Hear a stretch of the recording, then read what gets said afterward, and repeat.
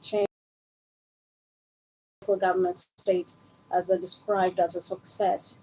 The Commissioner for Health, Tommy Cooker, by development partners and other stakeholders on Monday at office, she expressed the desire that the state will be the first in the country to be certified malaria-free by 2030. Malaria eradication program. Society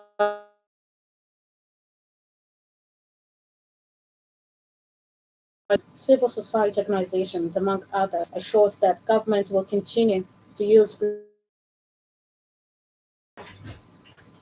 the presentation of 2024 appropriation bill to the House of Assembly by Governor Dapo Abiodun, earlier scheduled for last week Friday, but now hold on Wednesday.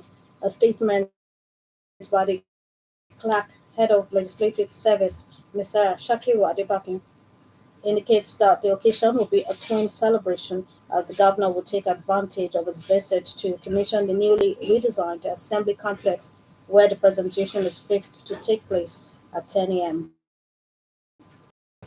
An appeal has gone to government at all levels to pay more attention to people living with disabilities and not relegate them to the background.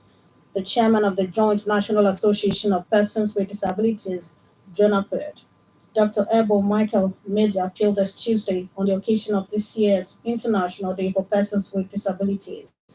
According to him, persons with disabilities should be given consideration in every program of government and should get their fair share of the dividends of democracy. Mr. Ebo posted that though some Nigerians now give required respect to people with disabilities, added that majority still discriminate against them, calling for a change of attitude. He also called on parents of children with disabilities not to give up on them, but enroll them in special schools, saying that there is ability in every. You're listening to the state news on OGBC 90.5 FM. Africa currently needs $50 billion to tackle the issues of climate change. An environmental expert, Mr. Eugene Mfongia, who made this submission in a chart, observed that 23 by food insecurity. Mr. Mfongia pointed out that climate change is significantly impacting various sectors like agriculture, health, water resources, and increasing the poverty ratio.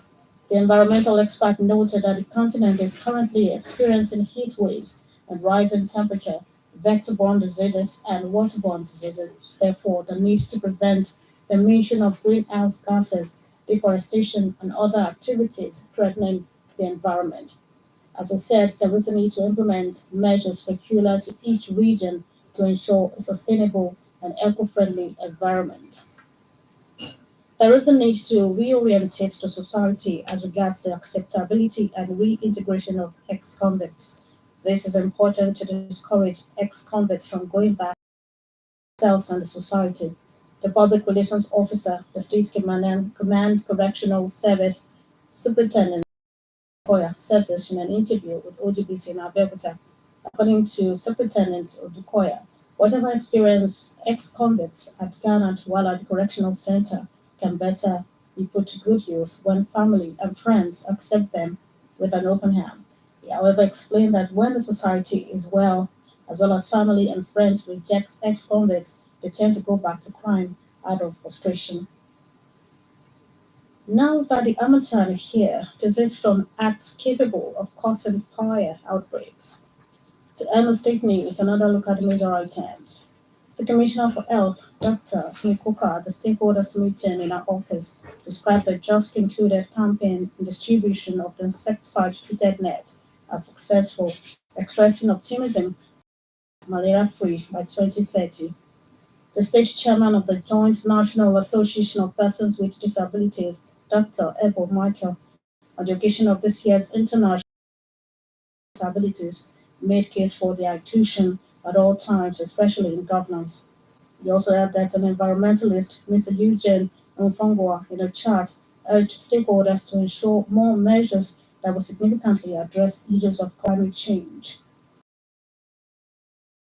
And broadcast from OGBC at Abeokuta.